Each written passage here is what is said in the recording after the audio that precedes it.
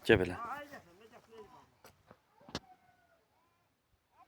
Əziz və hörmətli xalqım, dəyərli soydaşlarım, bildiyiniz kimi hal-hazırda Yardımlı rayonun Separatı kəndindəyim. Tarixi ismi Qoşqarlıdır.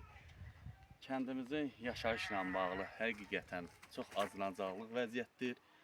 Kəndimizdə hal-hazırda, yəni yay vaxtları aylarında sudan kəndimizin cəmaatı əziyyət çəkir.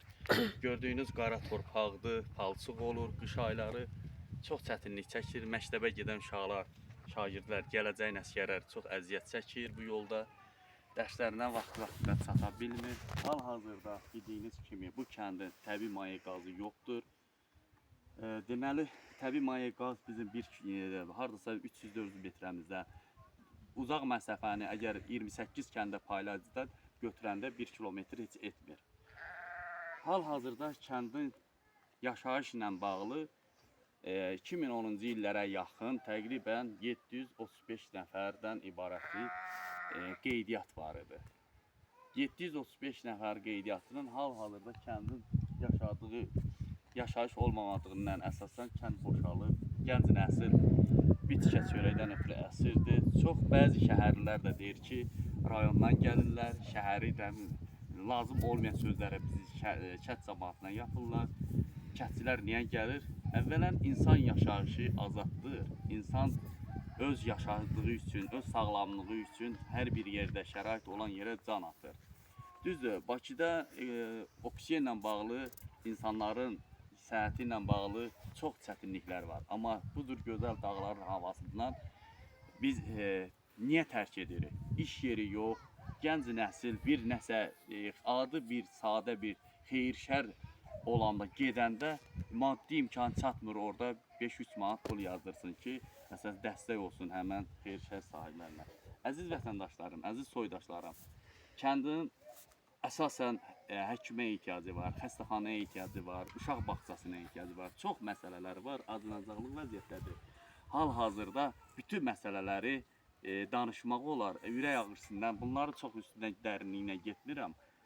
Bütün bəzi şəhərlərə də buradan səslənirəm və onlara deyirəm ki, kənddə iri buynuzlu mal qaraxırda baş qoyun keçi saxlamaq üçün bir ədəd kip, yəni piresi 6 manata başa gəlir. Onu gətirib andazə çatdırması üçün və həmin dəyərində heyvanın ətini və heyvanı dirikən biz bazara çıxarda bilmirik, sata bilmirik, ziyanına gedirik.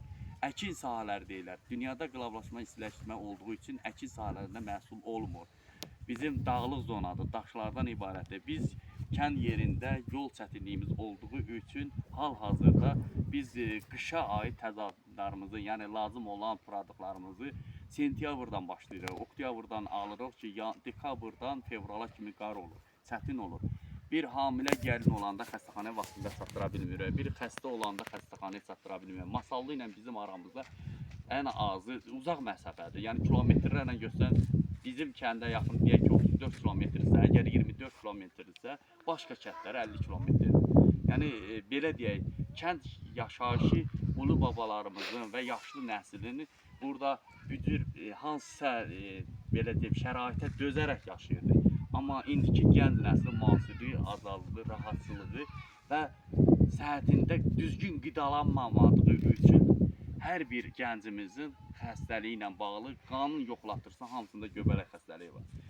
Ciyərlərində soyuqlama var. Hamısı bu dağlarda şərait olmamazlığında. Əziz vətəndaşlarım, soydaşlarım, sözüm çoxdur və kənd cəmaatını qınamayın. Kənddə gördüyünüz budur. Harda işləsin, necə işləsin, hardan gəlir mənbəyi olsun ki, gələcəyin sağlam və gümrah müdafiə etsin, qorusun. Yəni, şəhər cəmaatından xahişim budur, kənd cəmaatını qınamayın. Siz gəlin burada, heç olmazsa 3 gün burada qalın, ondan sonra bizim şəraiti başa düşəcəksiniz.